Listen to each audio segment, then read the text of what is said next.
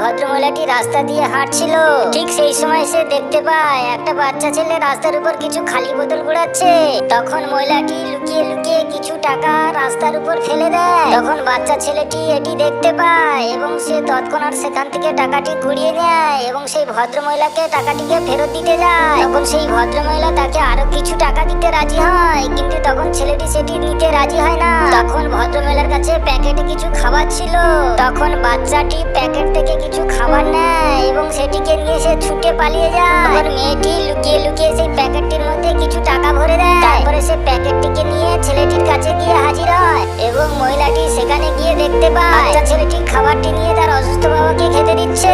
এটি দেখে মেয়েটি ভীষণ দুঃখ পায় এবং মেয়েটি তখন তার প্যাকেটে থাকা খাবারগুলো তাকে দিয়ে দেয়। ভিডিওটি ভালো লাগলে অবশ্যই চ্যানেলটি লাইক করে সাবস্ক্রাইব করে দেবে এবং কে কে বাচ্চা ছেলেকে ভালোবাসে অবশ্যই করে কমেন্ট করে জানিয়ে দেবে।